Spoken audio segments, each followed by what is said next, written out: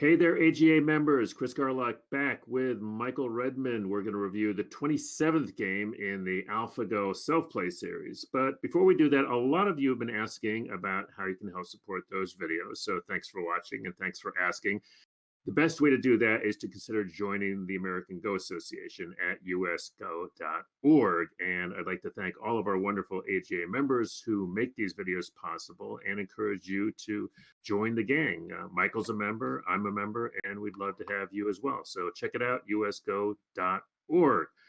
All right, Michael, we're on game 27 of the AlphaGo self-play series. And what's the short version? Okay. Well, this game starts on the upper side. So we're going to see 2-3-3 invasions and a kind of a symmetrical shape on the upper side. And then we're going to see group after group appear on the upper side. So they're all right next to each other. And we're going to have fun counting the number of groups. So it's going to be that kind of a game. We've had one of these before where, I get But well, we had one where we split it into two videos because yes, we did. when we thought the game was over, all these groups sprouted up and ran out into the center. This time it's going to start that way. Aha! Oh, a little tip off, a little hint. It's gonna be really exciting. All right, let's go. Okay, so let's get into it. 2 star points, and white plays a 3-4 point. It's sort of interesting that AlphaGo at this stage in this self-played set of games, it sometimes it plays about 1 out of 4 of the corner plays are 3-4 points. I'd say, and so it plays it every so often. I think when it at the stage when it plays, I think 0 at least preferred to play the star points. And again, when black plays this Kakari, this approach move, pressing at A next for black is supposed to be a very big move. Right. AlphaGo liked to press at A. You saw that a lot in the Master series, in which it was playing against human players. The series of games that were played on the internet. And we sort of caught on at that point that pressing at A was better than we thought it was, because this is actually pressing at A is a move that about 300 years ago, Hoimbo Dosoku liked to press at A. But then and he was supposed to be a Go saint. He was one of the greatest players in the history of Go. Some people would say he's still he's strongest player still if we compared him with modern players. He was that strong. But at some point, people started thinking that pressing at A was not such after all. So we sort of we didn't believe him to that extent. Part of the problem was that we don't have enough of his games. I don't think we don't have enough a large enough data set there. But the computer programs like to press at A. They give black a good point value when black presses at A. So it's sort of natural for white to play this move. So AlphaGo was playing this way, and this is being picked up by the other programs that use the same neural network system. So it's sort of the computer programs almost universally agree that it's good for white to answer this. It's really simplified the way people play the first joseki positions, because it's getting rarer for white to play a pincer even. White just tries to avoid giving black the pressing move today. And so now, of course, it's AlphaGo, so black jumps into the 3-3 point. A very computer-like opening, but also the younger pros and the top pros, they're picking up on it also. So it's like if you look at a Korean game, a Chinese game, you're going to be seeing a lot of that. And even in Japanese games, now that stronger players are all younger players, fairly young, you might say. And they're all using computer programs to invent new openings. So we're seeing a lot of this kind of stuff. And now white plays 1 Kakari. It's sort of interesting. Okay, so this is the point where I'm going to talk a little bit about the upper left corner. White can continue here, obviously. But there's a point. The point is that white started by playing on what we call on the wrong side, because when white has some potential to build a territory on the left side of the board, you Sure. would sort of expect white to play like before AlphaGo. We would be expecting, for instance, this variation, which is actually Yeah. pretty good for white. But of course, as people know by now, AlphaGo doesn't play that Hanesugi, would crow once more and probably play something on the left side. For instance, something like this, and Yeah. then P pair. And we see black sort of hoping to get an attack on white's wall. And so this has actually been a fairly successful way in general for black to play, sort of leaning on the white wall. And it's inefficient. If white has to play defensively here, it's not very efficient for white to be um, getting pushed around an area where black has already taken the territory, and you would expect white to be on the offensive, but it doesn't really work out that way.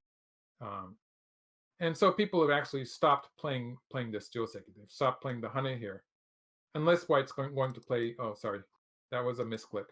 Unless white's going to be playing this variation, which Right. is locally this is considered to be a profit for black. It's supposed to be slightly better for black. Even if black continues like this, it's supposed to be slightly better for black, or black can play away.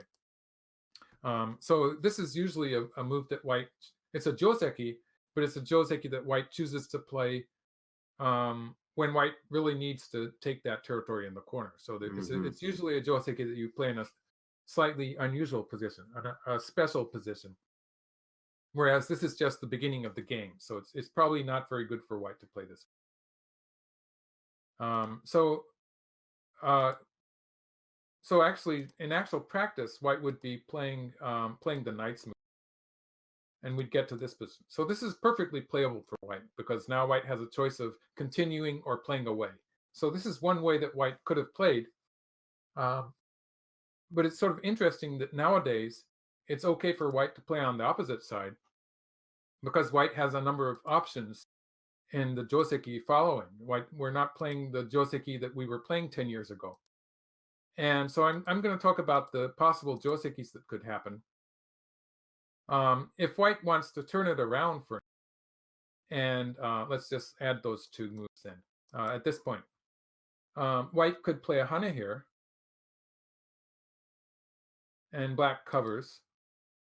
And then if white wanted to build on the left side, for instance, white could play a double hane, yeah, and play like this. In this case, black might just go for the left side like this. Locally, this is actually good for white, but it's okay for black when the left side is important. So Wow. this is white was sort of hoping for. In this case, white was hoping for this variation, where black takes the one stone, and if the latter favors white, this is okay for white. And we see that white has sort of turned the wall around Hmm. to surround the left side in this case. And in this board position, the position of this stone um, with the wall there, the distance between the marked white stone and white's wall is ideal. It's perfect Yeah. difference. Yeah. And that it's there's no way that black's going to come in, and it's wide enough to be a big moyo when white does enlarge it. And so this would be fairly good for white. So that's why I have black playing this unusual variation, which we did see a few times in the AlphaGo self-played games. Locally, this is bad for black because this marked stone here, this exchange is super bad move for black. It's a very bad move. So it's strengthening white's wall on the upper side. But this is something that black can do sometimes if the left side is considered important. So in this case, where Hmm. white has already played this move in the lower left corner, it's probably okay for black to choose this one. Just to add one more variation, white can play here and then cut here. Yeah. And this I is was- also in modern Go. It's a very popular variation, in which case black would probably play like this, and we would get this. And again, the ladder is very important. So if the ladder favors white, white would just take in the ladder. And again, you can see white's building on the left side. Yep. So white does have these options to build on the left side here, which would work fairly well with this stone. Um, and so that's why you can sometimes people are starting to say it doesn't matter. Like we used to say, there was a right side to cover and a bad side to cover. Now it doesn't matter. Like you just changed the following joseki because we've invented with the help of computer programs, we've invented all these new joseki variants that can be played in this, which turn the direction of white's wall around to build on the left side when you would be expecting white to be building on the upper side. That sound you hear is the cheering of all of all the lazy players out there like me who couldn't be bothered to memorize all those damn josekis. Well, it was pretty obvious which side was the correct side to cover. That was something that Right, we did for Q players, but now it's not so obvious. It's got more complicated. right. So this is a point where white could have done that and chose one of those joseki that switches to the left side, but Mm, white didn't. White jumped into the 3-3 point again. So this is a point where actually uh, um, A and B have been played in this set of games already, like in different games in the set. I shouldn't say already. I think it was. I forget the number of the games, but in one game, white did play at A, mm-hmm.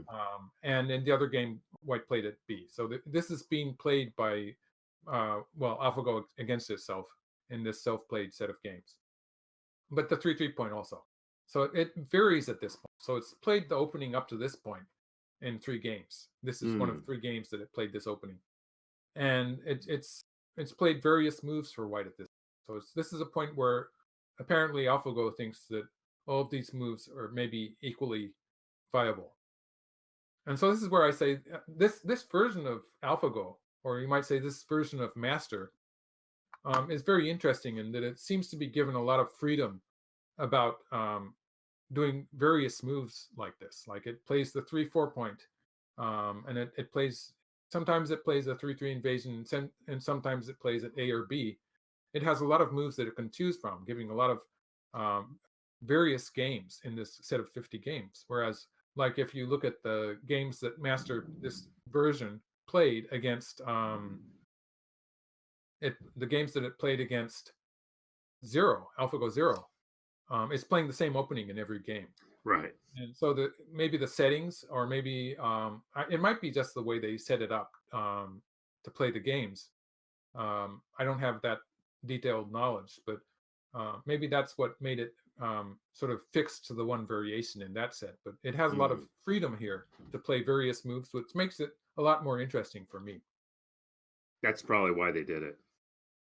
Okay, yeah, good. And so we get to this position. So it's almost like Manego, only of course Manego, mirror go, as you would call it in English, is a position where white is copying black's moves diagonally. So there would be white would be copying a move that black played in the upper left. White would be playing the same move in the lower right corner, not the upper right corner. And so this is not really, strictly speaking, mirror go, but white is. It does look like white sort of copying black, and you can It see the lower does. side. Yeah. The position on the lower side is sort of symmetric, although it's a Weirdly 3-4 point. It's so. weirdly Yeah. symmetric, yeah. So it's a very interesting position already. Obviously, the upper side looks big to me, with those 2 walls facing each other. Yeah. But the players continue this way. This is a very big move, a follow-up move for black when white has not finished the joseki, and white does that too. So we're copycatting here. So the upper side looks really big now. Like there's a Yeah. big extension on the lower side also, but the upper side seems to be more important because these walls of 5 stones each can be attacked, and so it for black it looks like A is the obvious move to me. I would not hesitate to play at A. Seems No, the perfect position. you're itching to just plunk that stone right down there, Yeah, right? right. But of course, AlphaGo found I'm something assuming slightly not. different. Yeah, Yeah. AlphaGo found something slightly different. You want to make a guess? Um. Yeah, I can't even. It's just such a very odd position. I'm totally with you on A, and I can't think of Mhm. what would be better than A. Yeah, you wouldn't want to get closer to that wall with the side open, would you? Is that like a hint?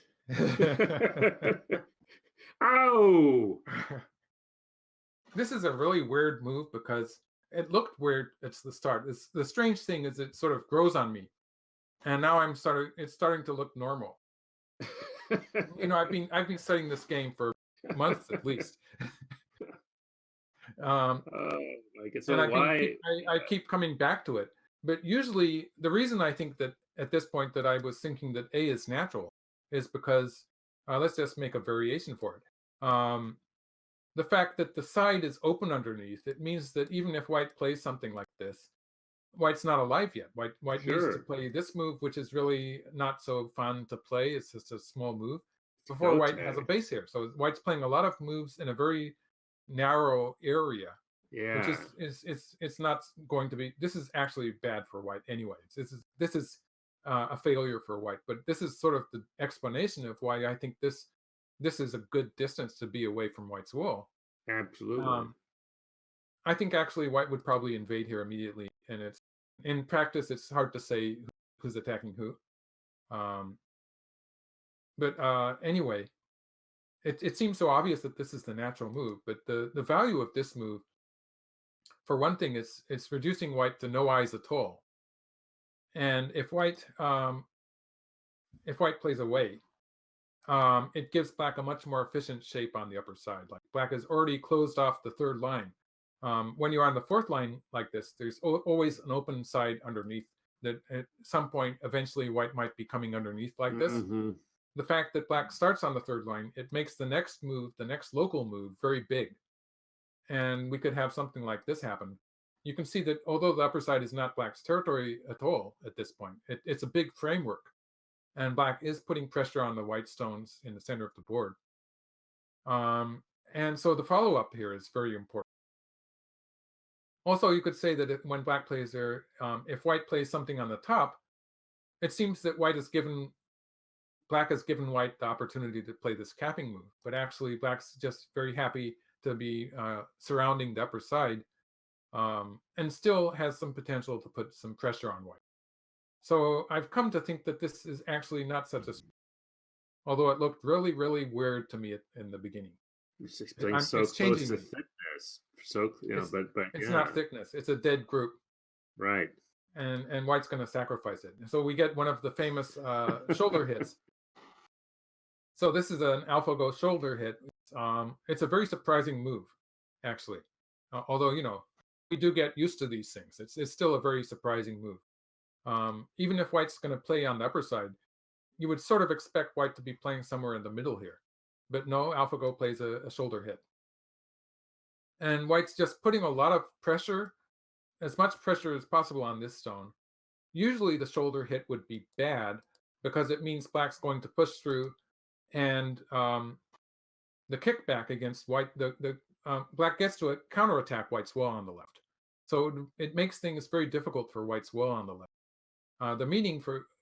The reason it's okay for white to do this is because maybe white's going to sacrifice that wall. White's not necessarily going to save it. Wow. So white's sort of thinking of, you might say white's thinking of sacrificing the wall and trading for the upper side. Hmm. So at this point, you could say black has three groups, I guess, and white has three groups also, because those two groups are going to be split off. So black comes through with a knight's move. Black would actually like to push. This would be the stronger local move, but white would cover actually. And you can see white has a forcing move here waiting to happen, which white's not going Hmm. to use yet. But if white gets into trouble, white can always use this forcing move to make a bit extra wall. It's going to be forcing in this fight whenever white plays it.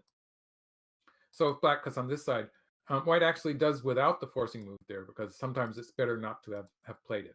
So white's not going to play that quite yet.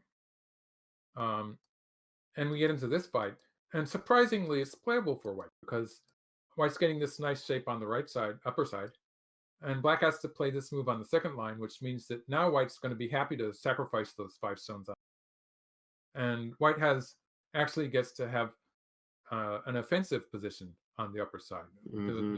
The black group on the right is in trouble now, you might say. And so black has ended up playing in a rather narrow area in the upper. So this is not good for black.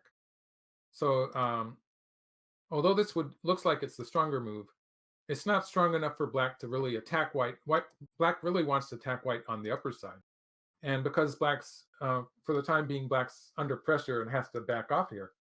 Black just doesn't get that chance to attack white upper side. Mhm. So it turns out it's not working out. So black plays the knight's move. White gets to play the cover move, threatening black. Black has to answer that.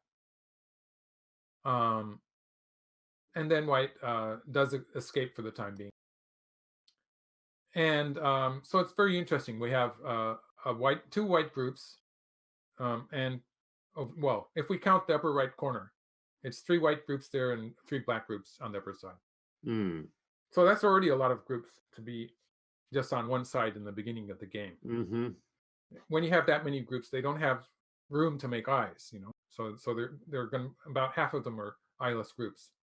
But the other fascinating thing about them is that they're all these little caterpillar groups. I mean, they're all, Caterpillars. They're just heading out straight into the center. yeah, Well, yeah, otherwise you wouldn't be able to get so many groups in there. yeah. So black extends here, and it's sort of fun to see black pincering once more. It sort of takes us back to this move, which is very similar. So it's Mm-hmm. Mm-hmm. black pincers once more here, and black does have the connection at B and A. So this black group here is safe. I mean the black group. Let's Right in mark the it. middle, yeah. This one is pretty safe for the time being. Right. Although it still is very important for this group to be moving out into the center. So white jumps and black moves out here. Black is actually inviting white to jump here, the very natural move, so that black can set up the hane here. So we have black, already black is very aggressively attacking white. And if white jumps here, white's going to be safe. So this is the safe move, but it would allow black to extend here and play. This is actually this extension here. It's probably a good game, but this extension here is a very key move against the white corner position. These 2 stones here.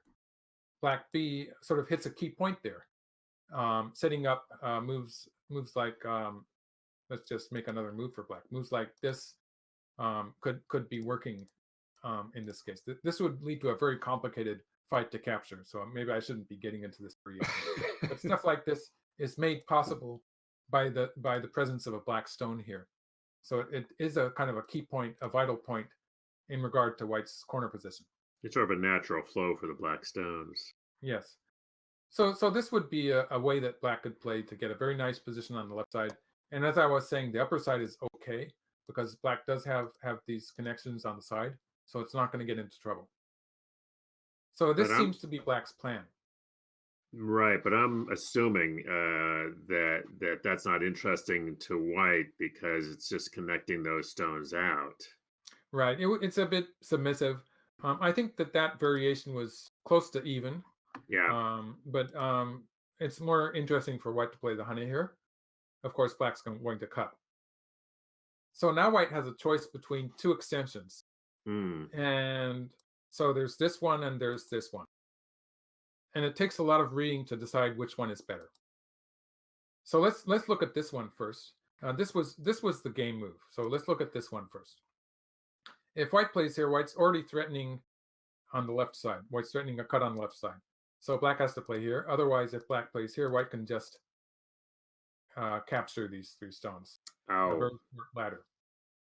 So that would be just a dead shape for black. So black can't allow that. Black has to play on this side. And it's important for black to crawl here because of the position in the center. So white's going to push through here and cut. Black has to escape. White extends. And this is the key point in this variation is black can actually crawl here and the center does not die. Because if black had played this move in the center, white would have been able to play here. Yeah, I was just looking at that. And this would have been pretty bad. Like white can play a cut here. And this leads to a huge variation also. It's always going to be bad for black. Like black could play this way, this way. Black has 3 liberties, but cannot fill white's liberties. Like if black plays here, white can cut once to win the semi. Let's just go crazy with the variations. If black jumps here, white can play here, it's still only 3 moves. So what black could do in a Tsumego-like I'm position, ashamed to say I've seen this too many times in my games. yeah. If black does this, it's a ko. But again, you see, a ko would be really bad. Uh, one way white could do it is white could play the ko immediately and just take the stones in the center, which would probably be a slight advantage in the white. Or white could leave it, and it's just a big headache for. So it would actually be better for white to be playing something like this, and waiting for something to happen in the center, and then playing the ko. Like white could play here, um, starting the ko, and then have something like this in the center, for instance, Hmm. and just take the center on a big scale. Because there's no way black can afford to lose this ko. No, no. And so this is all of these variations are just bad for black. So going back to the game, to this point of the variation, black has to crawl here. But the point is that white cannot capture the center. So get something like this. This is actually playable for black. White has an eyeless shape on the upper side also. So this is an even fight, maybe a bit better for black actually. If white had tried to kill black in the center, like for instance this move, this move Yes. almost looks like it's going to work. Black can play here. This is actually a kind of a Tesuji problem. This could be a Yeah. good problem in a book. If Yes, it black would. pushes through, this is going to fail because black cannot continue from this point. So actually, the Tesuji move is to play here immediately. Right. And if white fills a liberty, black's going to play an Atari, and white has no cutting point. That's cool. Nothing That's good for white. neat. I'm If sure white connects everybody here, saw that. for instance, this would work. Yeah. So this would be the simple way to do it. And black gets to capture the cutting stone, which means that white would eventually have to come back to here, and black would just be breaking out on the in center. Yeah. So that's not so good for white. Nope. Just one example of one of the things that could happen. So to go back to that variation there, yes, this one. So the correct variation is for black to crawl here. And as we saw, white cannot capture the black stone, so white ends up playing this way.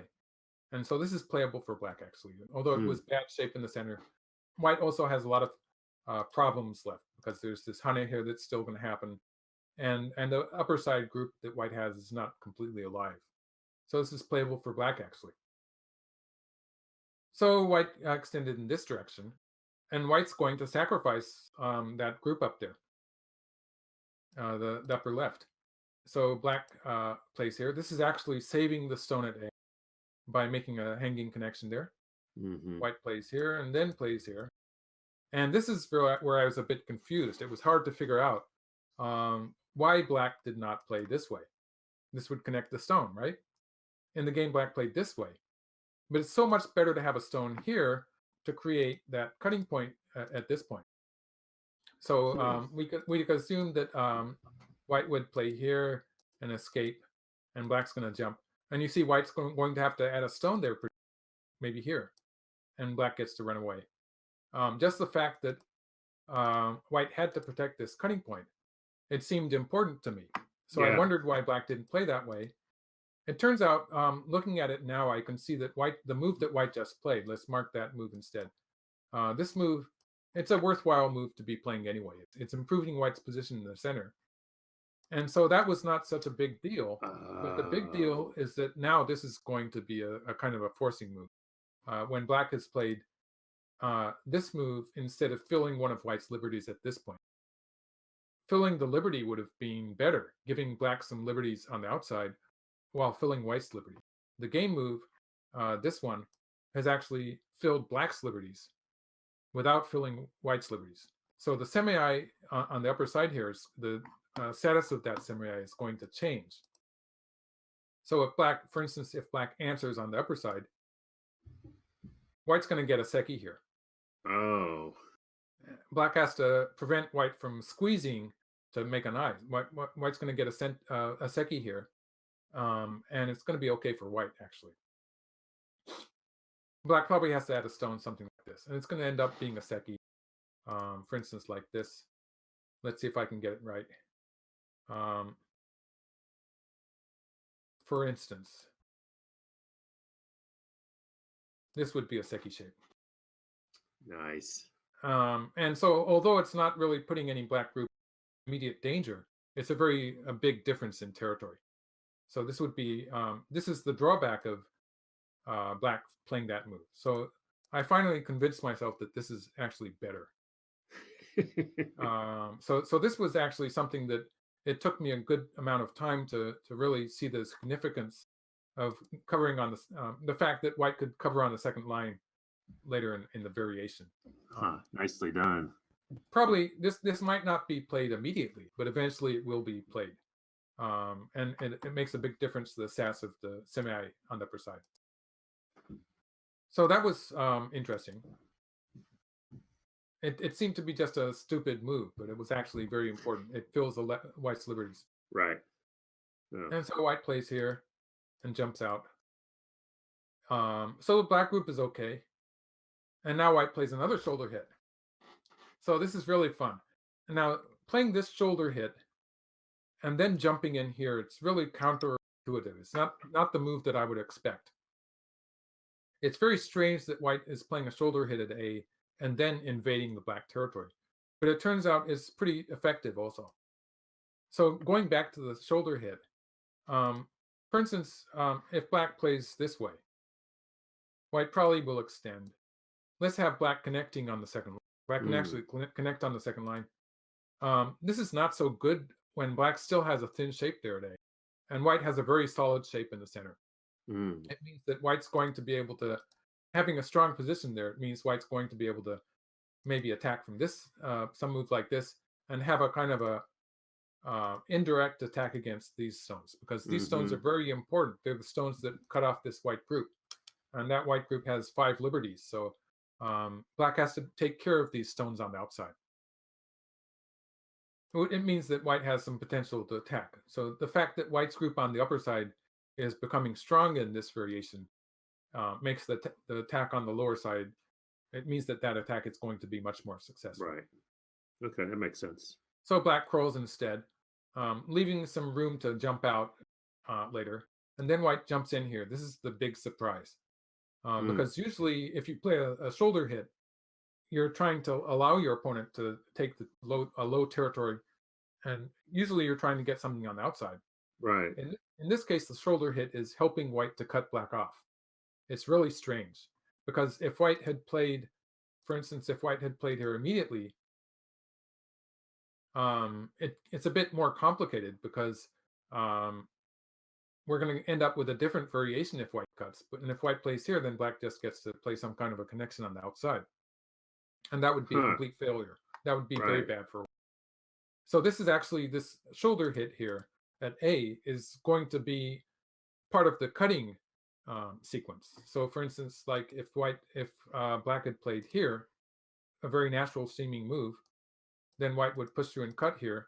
And because white has played this order of moves, it's a much more forcing move cutting here. And white gets to connect on underneath. And black's cut into 2 weak groups. So the upper side group will be okay, because eventually it's going to connect on the side. But the black group on the right is in trouble. So black doesn't do that. Black crawls around.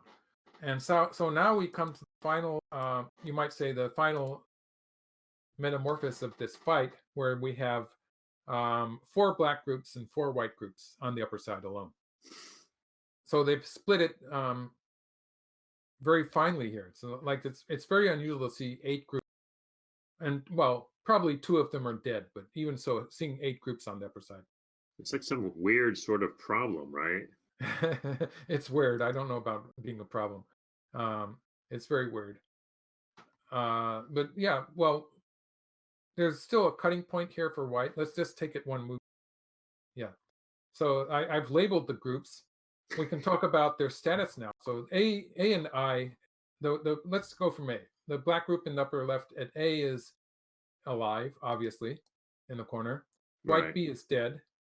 Black C is winning the semi against B. So for the time being, it's okay. Actually, let's just mark it up a bit more. If we get 2 white stones here, sorry, not that one. If we get 2 white stones added to this white group, which is something that actually can happen in regard to the fight with black's group on the right. If white gets 2 stones here, that's again, it's going to change the status of white's group at B. So later on, I'm going to be doing a variation for that. So there is a bit of life left in white B, but it's for the time being it's dead. And of course, black D is a very important group because that is cutting off B. If black loses the stones at D, then of course white B will come back to life. So that's an important group that black has to take care of. And because of that, white's going to be able to lean on D from the direction of E. So the white group at E is weak also, but it's going to be able to lean on the black stones at D to strengthen itself. So black F is weak also, but it does have that connection on the second, which is going to be using to connect to the left. White G is actually black has a cutting point for white G. So there's a cutting point here, but also there's the connection underneath on the side. So white can handle that for the time being. We're going to see white fixing that shape later. But of course, black H is close to dead. It's not dead yet, but it's going to die. I'll give you that hint. And of course, white I is alive. So that's a lot of groups on the upper side to talk about. Wow. Actually, if we include D, I think that makes it 9 groups. And that's just on one half of the board. It's just half of the board. And so white is already leading on the black group to strengthen white's group on the upper side. Very important. Might remember black just played the jump at K12. So white has to move out now. And black moves out with a knight's move. Sort of strange that black is dodging to the side here, but the hane is dangerous because white would be able to cut here. And already there's black's closed off on both sides, sort of. And black would actually be losing the semi against white on the upper side. So black has to find something. Usually this kind of thing works. But white has some extra liberties there and can win the semi. Actually, it's sort of, I wouldn't say white wins it. White's winning on the side anyway. Like, for instance, if black does something like this, which is the normal way to attack white on the side, white has sufficient extra liberties with the cut here that white can just start filling liberties, and black has no way to fill white's. It's going to take 4 moves to black to kill that white group. Special properties there, yeah. So black, at this point, black's going to, instead of trying to kill that group, black's just going to go straight down to give the black group 6 liberties. So now black still has 5 liberties. Black can win by 1 move. But the whole variation here is just bad for black because white's getting all this thickness. And I didn't put in the last move, but white's going to play at C to make a living group. So white's alive on the side. Black's taken away some of white's territory. White's thickness in the board is just too much. So that's no good for black. So black didn't do that, obviously. Let's see if I can get back to the game. Okay, here we are.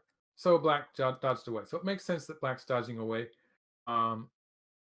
Giving black the hane next. So black can hane here, move out into the center next, or black can push here on the side. So it's one of those 2 moves that black can play next to handle that group. So white just plays here. So this is getting rid of the cut at A by making it possible for white to capture that stone. And so it actually takes this black group 1 step closer to dying. It hasn't outright killed this black group, but it's making it just a little bit weaker. Less attractive for black to save. I did make a variation for black trying to save it. This would be the shape that black uses to save it. White will probably jump out once. Very easy for black to handle that. This would be a kind of an example of how black should handle the group on the right if black is going to do that. The problem is that white has this wedge here. Oh, white started with the covering, yes. Black moves out. White has the wedge, the threat of a wedge, which allows white to get this stone in. And this actually makes a difference to the fight on the upper side. Good Lord. So we get to this position. It's going to be another seki. I think I went to the end of the variation here. Yeah, so white can get a seki here. So again, the combination of A and then the wedge at B to get a white stone at C, getting those 2 stones there actually changes this to a seki.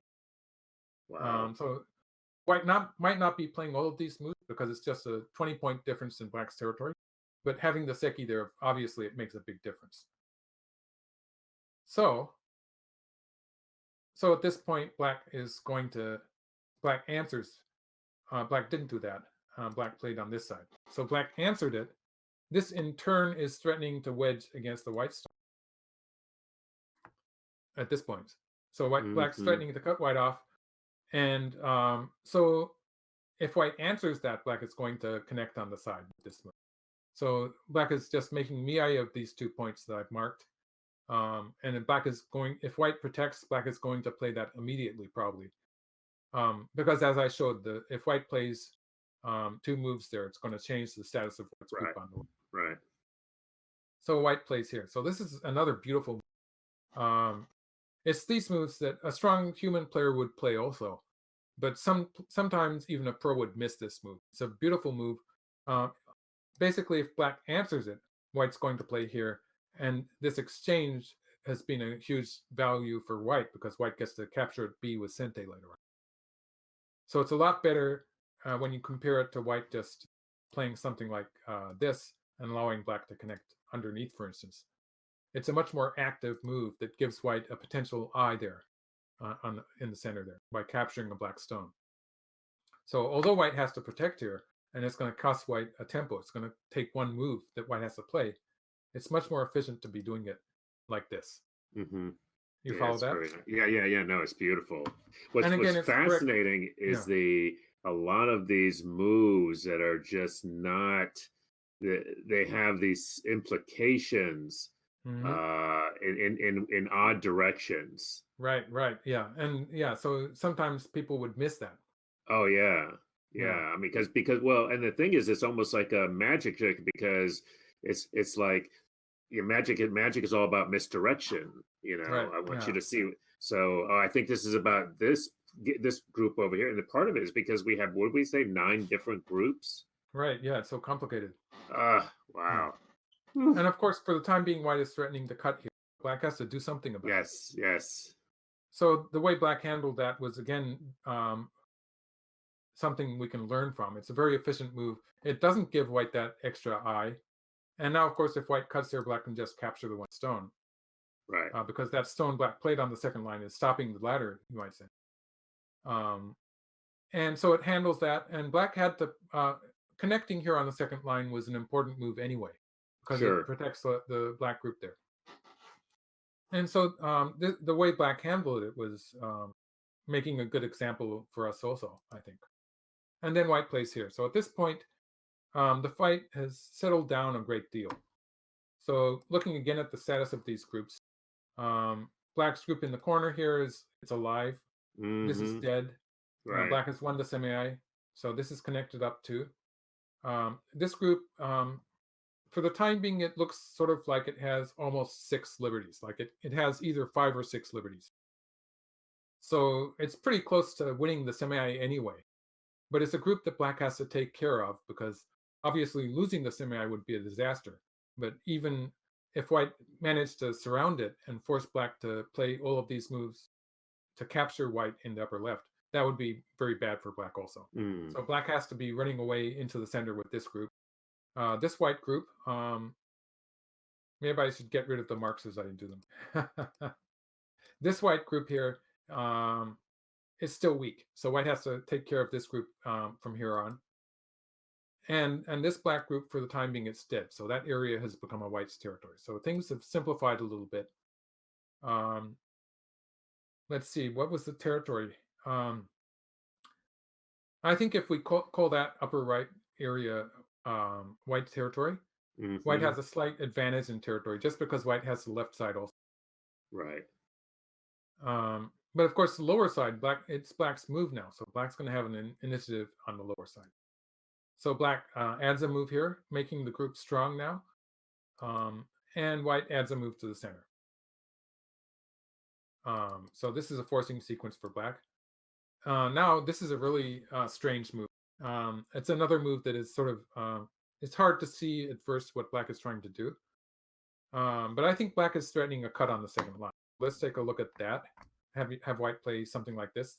This would be a nice place, but of course, um, in the end, black will be able to capture white in the upper left. So if it's not really a squeeze, it's okay if black leaves that for the time being. And black will cut here. I was just looking at that well, you'd given me a hint about it, Mhm. and I was wondering, it looks complicated. It's really complicated. Well, it's simple if white will just capture the one, because then black can push through, and then threatening to capture white in the center. If white pulls back, again, we have a very simple Tesuji problem where black can capture in a ladder. Nice. So this is the easy way. White's not going to make it that easy for black. White's going to extend here. And now if black just goes for the one stone, it's just a dead shape. That's not working. Black has a potential eye That in the is side. great. Maybe if black lucks out, black can make an eye in the center, but black's not going to make both of them. So it's a dead shape. So black curls here. And now if white continues to try to kill black, it's a completely different story because white will have to back up here. Now the corner is going to be in trouble. Right. So white's going to connect at this point. Black's going to play a hane. And white has to add a stone there. And black's just going to leave it there. And it turns out that was a lot of profit on the right side. It's really chiseled into white's territory a little bit. The point at A, that was an area that was white's territory. So it's reduced white's territory significantly. And the right side is looking like a black territory. So that's pretty big. It's a really good example of using. I've seen this when I play much stronger players and using sacrifices. And you're so happy. I mean, these are not small groups. These are not just a Yeah, couple they're of not small. stones. These are substantial sized groups that both sides Yeah. are sacrificing, and Hmm. yet it's And very yet, effective. in this game, well, we saw a lot of stuff happening in white's group where it wasn't quite as dead as we thought it was. Also, we're Right. going to see black making use of this group in the upper right also quite a lot later in the game. So this Mhm. is the beginning of that basically. This black move is um, it's threatening that variation where black cuts on the second line. But when white answers it, this is actually going to take this black stone. Let's mark the black stone again. It's helping in an attack against white in the center. And by doing that, it's going to change the status of the lower side. So we're going to see black build a huge moyo on the lower side. And it's sort of already starting with this mark move, which is so far away from the lower side. Mm. Black's strategy here is starting by making use of this dead group in the upper right. Again, we can see black is trying to get something extra out of it. And white is actually trying to protect the left side, the upper left side of the board. Let's just mark the. White is trying to reinforce this group here, this Kosumi, while putting some pressure on the black stone. So black plays once here. Again, this is a beautiful example of how to protect the connection. So like black is threatening, for instance, let's say black is threatening something like this, which could be a problem for the white group. White could get cut off here. Mhm. And this would be not only the group inside, but the three stones on the outside are going to end up getting into It's trouble like too. a disaster, actually. Well, yeah, yeah, sort of. There could be complications, but it would be bad as a end result. Okay. So by usually you would expect white to play here. Very simple way to protect, right? But Sure. then later on we're going to get this position where the stone at A is not dead yet. So the big difference is that when white starts here, it means that white gets to capture this immediately instead of playing from inside. So there's a big difference between this shape where white has not captured the stone at A and this shape where white has captured it. Wow. And that's because when white plays here, if black answers it, that threat that black had to cut white off has disappeared. White can just leave the position, play somewhere Mm. else. And it's, well, white might play something in the center of the board, actually. There's no problem for white there locally. Mhm. Mhm. Because if black plays here, then it's an Atari. Right. And Right. if black plays here, black doesn't have time to play this Atari. Black has to just take the one stone, and it's not working. It's obviously not working for. So That's there's very it's clever. an exquisite move. It's a clever move. Again, the kind of move that humans find too. But again, you have to be a sharp player. You have to be focusing to be able to find it sometimes. Hmm. So it's a move that is beautiful to watch happening. And because of this, white has is starting to make some eye shape there. Hmm. It makes a huge difference in the game. So black cuts anyway. And so this is made possible because black has played these three moves. So when we get into the kind of variation that I was dead black group before, it's a slightly different story when black has enough stones in the area to be putting pressure on these white stones and forcing white maybe to be playing something like this at some point, using a move while black is getting stuff on the right side. Right. So there's these black stones here that black played on the outside are actually making a difference when black plays this cut. So they were sort of setting that up in a way, among other things. Like it's as you said, it's multifaceted. So white captures the one stone, black plays an Atari, and now white starts a Ko. So Wow. white didn't need to do this Ko, but white did need to play it. But so I'm going to show you what I'm talking about. So like if white connects here, um, black will actually play this Kosumi immediately. For the time being, white has that weakness. White's the cut push through here. So Right. just to make a variation of it, if white tries to cut black immediately, black's going to push through here and escape. Like this kind of thing could happen. It would be okay for black. Black might even play this way. Yeah. So this would be great for black. Yeah. So let's just go back a bit. White can't do that. White's going to do it this way. So then black extends again. It's still the same. And now black goes all the way to this point, and then finally plays cut and plays the cut again. Yeah, I'm losing track of what I made, and then black plays here. So we can see white's lost a lot in the center. Oh. Black is going to be leading on that white group, so it's not good. Again, faked. He faked right and went left. Right. Exactly. So that's not good for white. But actually, white can afford to play the Ko for two reasons. One of them is that white has a lot of Ko. White has a surplus of Ko threats. So white will be able to win this Ko. And there's also the fact that playing here on the side is a big move that white could have played anyway. Without this Ko, white might have played an extension here, of course. But in the game, white's going to be able to finish the Ko by playing this move. So white's going to be playing a big move later on, which will resolve the Ko. White doesn't have to play the finish the Ko with the capturing the one stone. White's going to finish the Ko with this move. Well, it'll be easier to understand in the actual position. So black takes the Ko. If white plays here underneath, let's look at this one first. It looks dangerous already, doesn't it? It does. If white plays here underneath, black's going to cut here. White has to go away. And if white just connects like this, it's going to be a disaster, obviously. Only it's not so simple because white runs away at this point, and black captures the three stones. White escapes in this direction. But the end result, in the end, it's not so good for because white's going to be in eventually putting a lot of stones in to capture that black group. Like black has only one eye. Black can connect here and have another potential eye here, I think. For instance, something like this might happen. But there's no way if white can capture the black, but it's more important that black can play moves on the outside to probably get some thickness, while white has to capture the black. Fascinating. So it's not good for white to avoid the Ko like that. But you can see just from that sort of gives you a hint that if white eventually manages to have a stone somewhere here, that would make a big difference to the variation. Right. Okay, yes, that does. So to get back to the game, they continue the Ko. White has these Ko threats. Having a dead group gives you a lot of Ko threats. Oh, yeah. Yeah. It usually works that way. And black is not trying to win the Ko at all. Black is just trying to get two moves on the lower side. So now white finishes the ko with this move. And if black takes the ko, for the time being, white can answer it this way. And now it's just it's fine.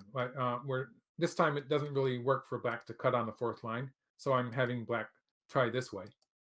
Again, black can get to a certain extent, get something, um, but white does get to cut here. So it's a slightly different way for white to be able to cut, which is more successful for white. So black didn't get so much from. So at this point, it's okay. And so black plays away. So the focus of the game has switched to the side. But again, I'd like to point out that the whole sequence, starting from this move, and with black sort of using those stones in the upper right to play some forcing moves, in the end, it enabled black to play at A and B.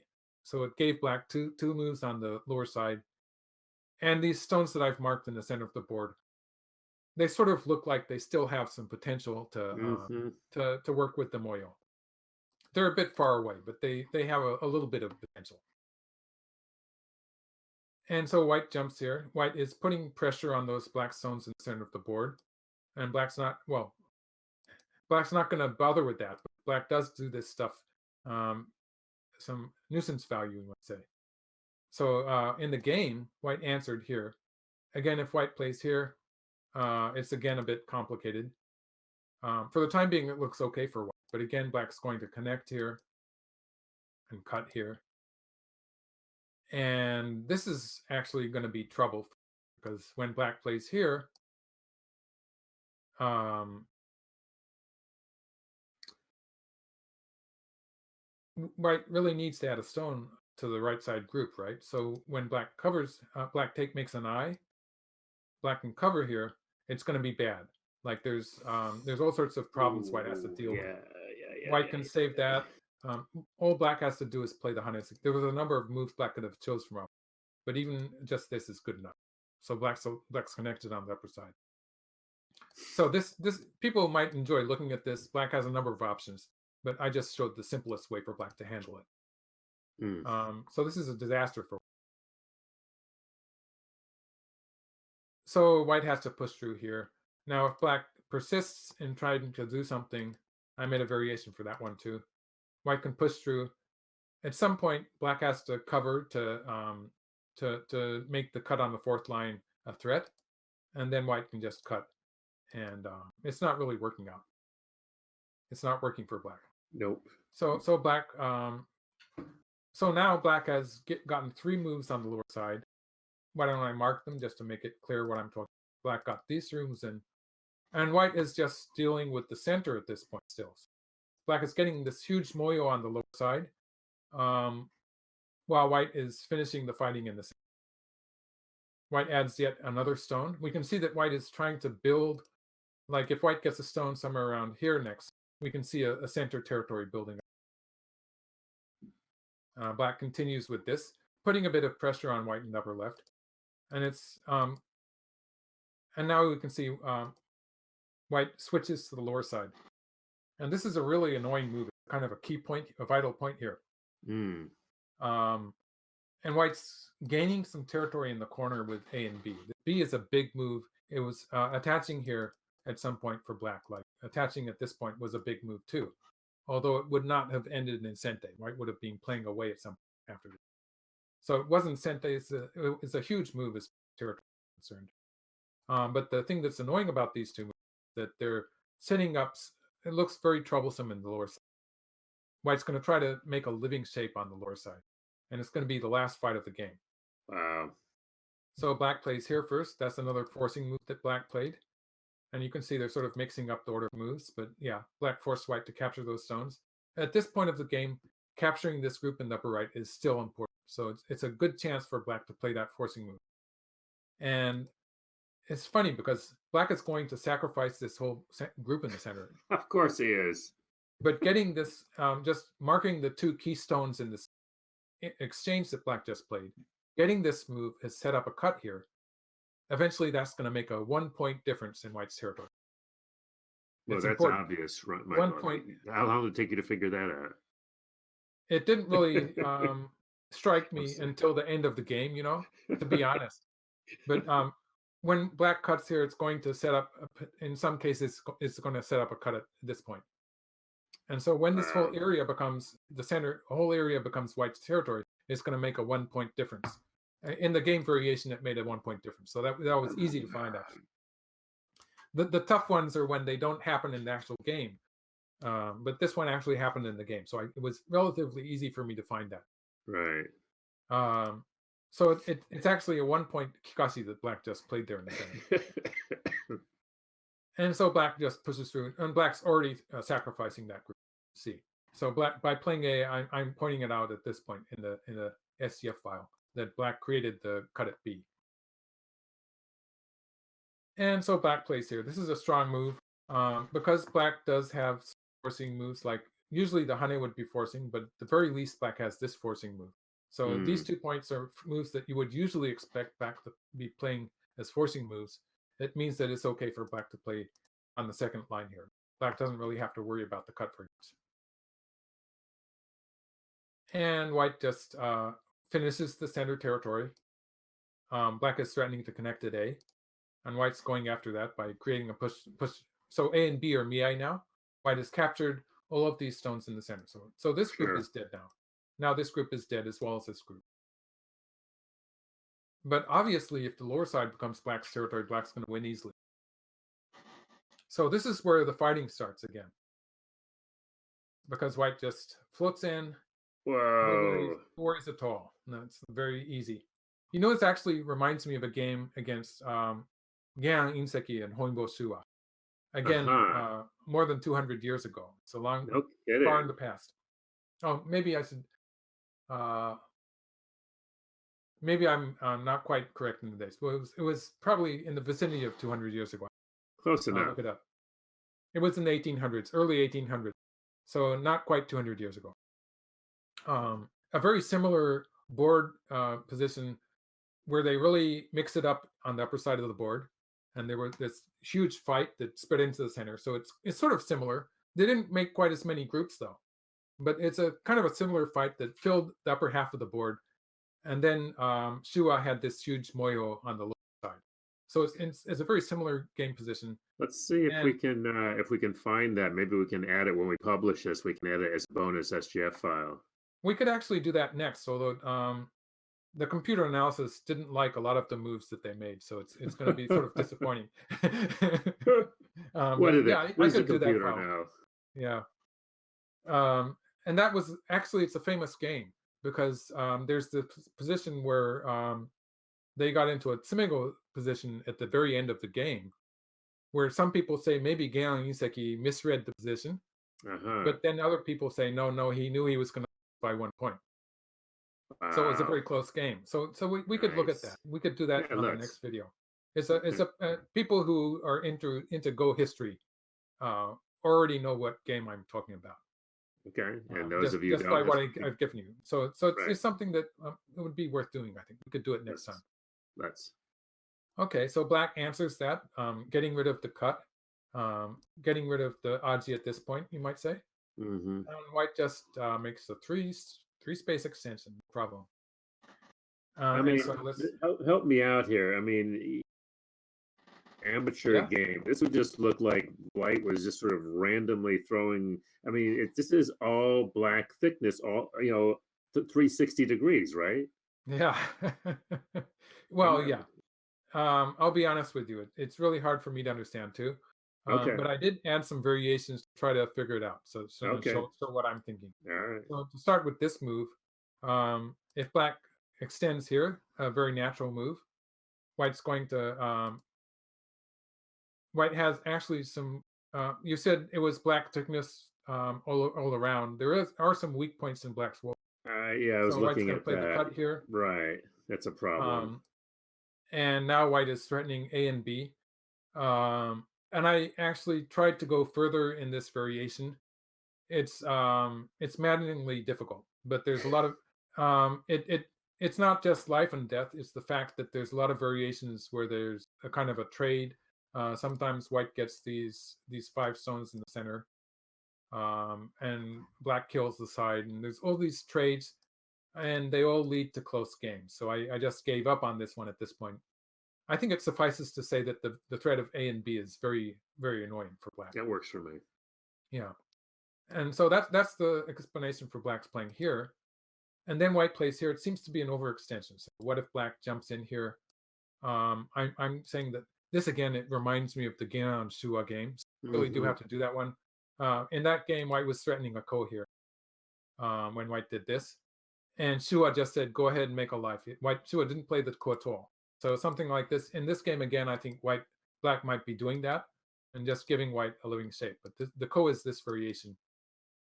And again, the fact that white is dead in the upper left is giving white some ko threats. So white's going to fight this ko to make a life on the side. And so that's white's plan. Look, the plan is to play this move to make a ko shape, and then here, and it looks like it's going to work. So and this again, it sort of I'm saying this over and over again. It reminds me of the Shua game because Shua played sort of in this style also, just allowing Gian to do his stuff.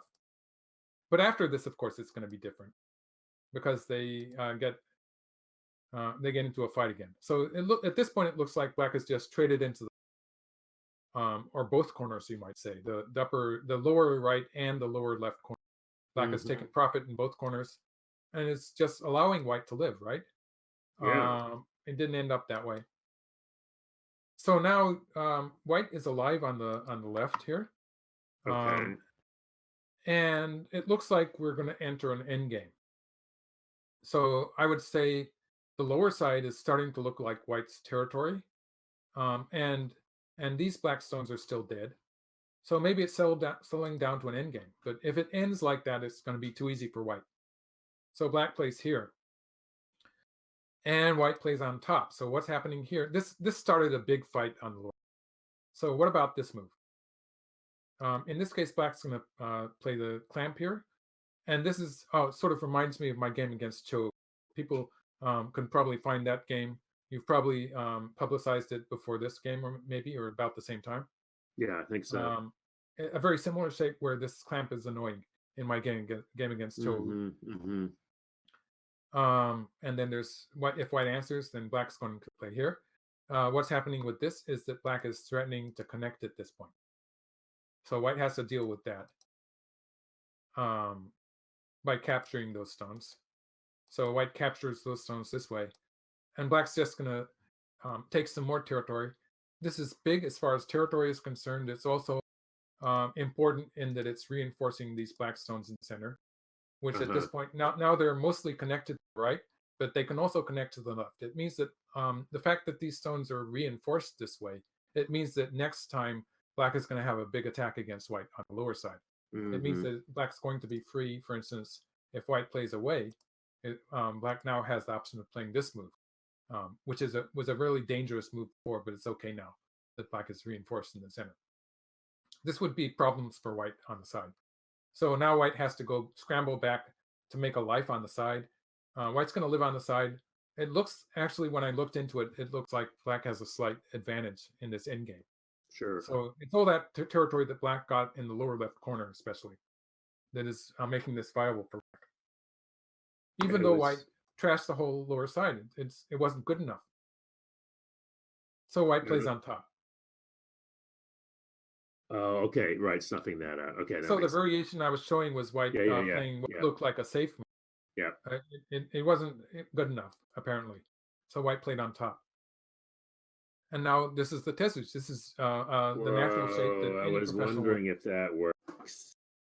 Yes, it's a good sign that you were wondering about it, because it's the shape move. It's the move that any strong player would be looking at. Of course, reading it out is a different matter. That's a whole different thing. Yeah. So white extends.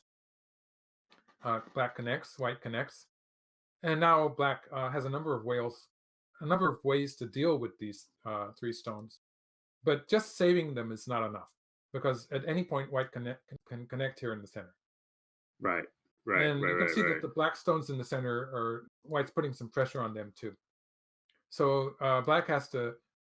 Black again plays this move. This is actually a pretty big move that is forcing it this time. And it's when white tries to capture the three black stones on the side, again, it's a bit troublesome, because black does have a lot of ways to slide in from the side. So Mm. it's not very satisfactory. White just answers that locally. So you saw where I got that sequence that Yeah. I was showing you. Yeah. Yeah. Yeah. And now black plays this. So it turns out black just saving the marked stones is not good enough. Black has to be getting this territory on the lower side, a second line territory on the lower side Okay. in the Okay. process. And so now if white backed off, black would be happy to get some extra territory. Um, so white's not going to allow that.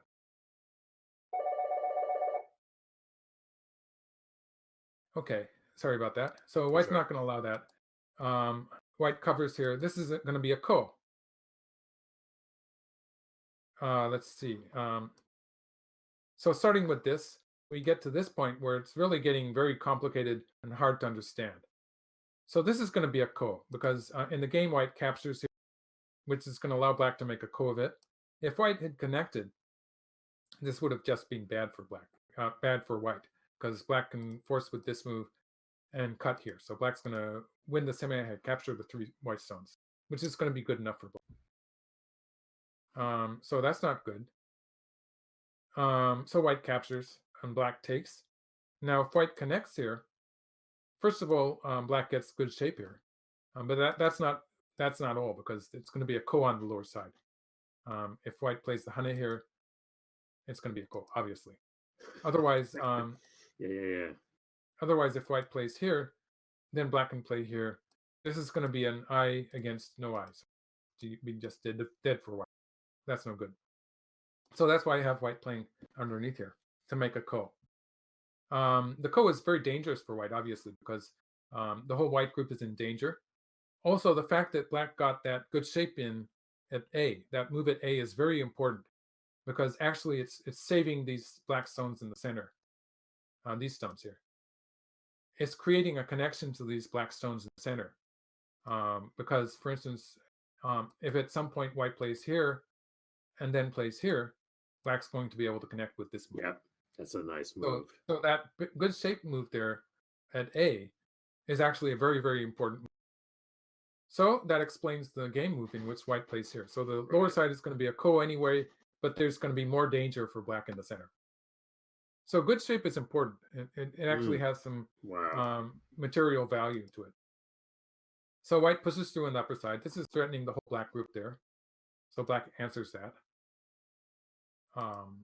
And black has these co-threats on the right side now. And they're pretty annoying. White has to connect. Now white continues on the upper side. And it's a very big ko, you know. So black has to finish it now. So this is the game sequence here. But cutting there on the side, cutting once to make an Atari, it seems a strange move cutting here once before finishing the ko. Yeah. It's making extra security for the black stones in the center that we're going to see. Oh, okay. I see that. If white plays here, let's do this variation. And here, yeah, this is a variation that ends in an endgame, which it looks like it's good for black. In this variation, yeah. This is an endgame that looks like black's going to win. And this is also a case where that cut made a difference to white's move. White's move at, let's see. No, I'm losing the thread. Maybe we should just leave that one. Yeah, there is a variation there. Yes, let's do that. Let's see. Okay, the fact that black put a cut in, it's going to make a difference there. Yeah. But yeah, let's just have people. Well, for instance, if white does something like this at point, white would.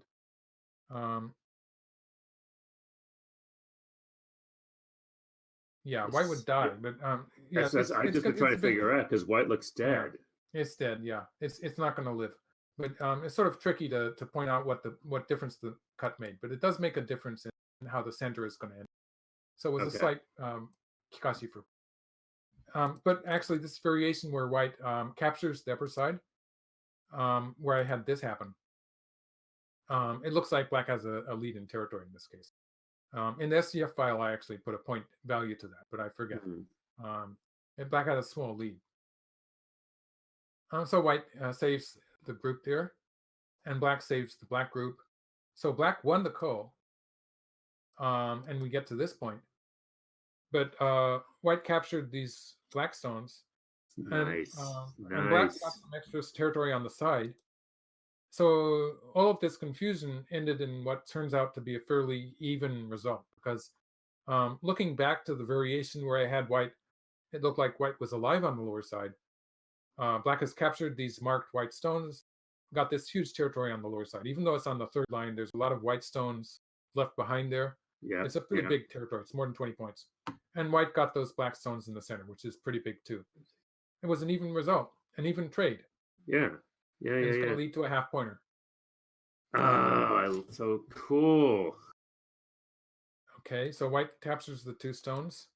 And now black plays here. I think A was the biggest move. So this is the point where I had a suspicion that maybe this is where black lost the game.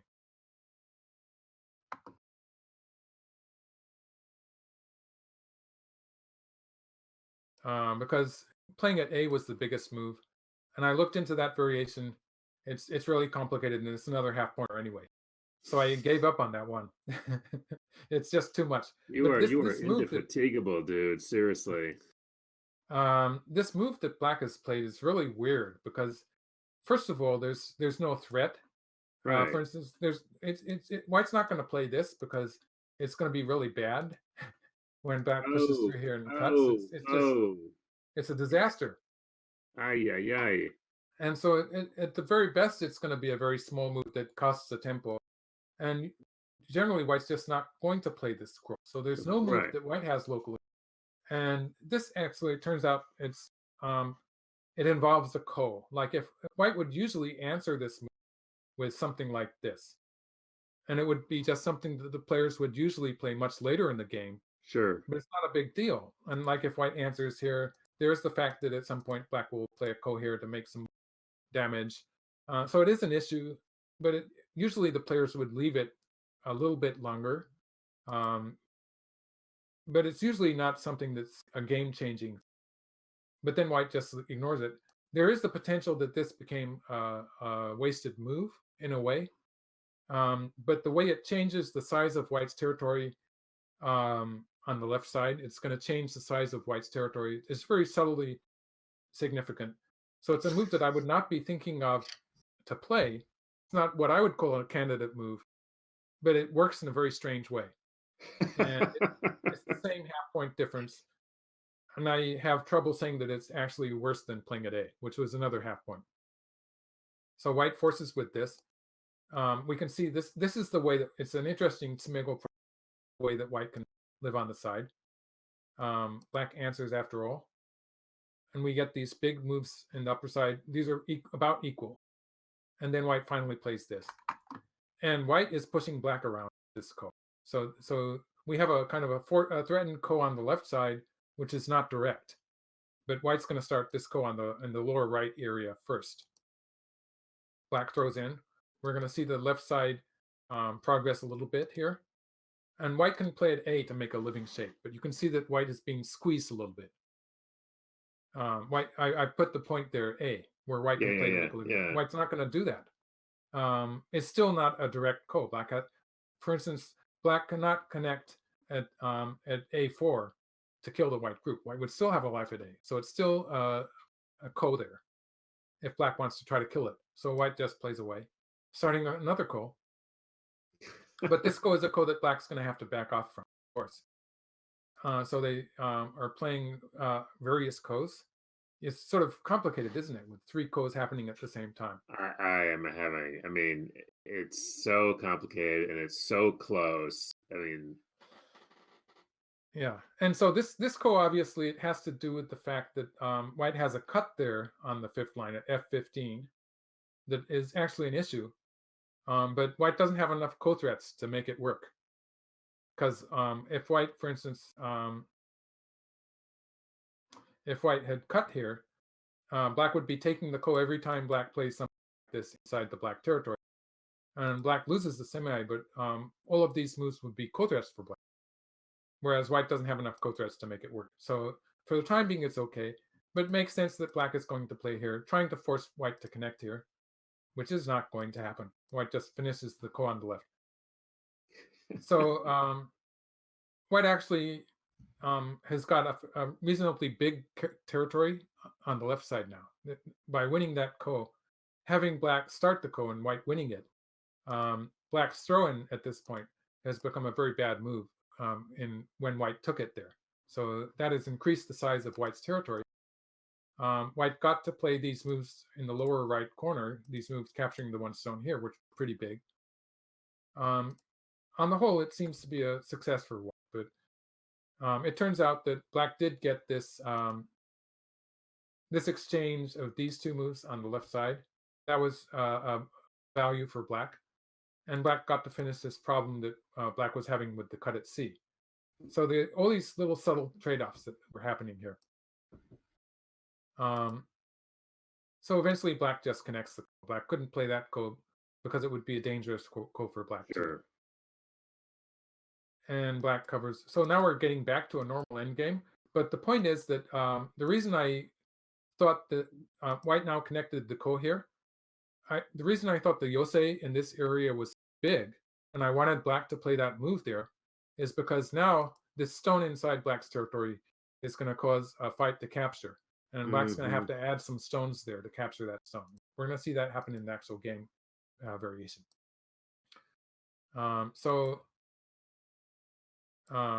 Black is threatening to. This all had to do with the dead black root there, because black was threatening eventually to cut here.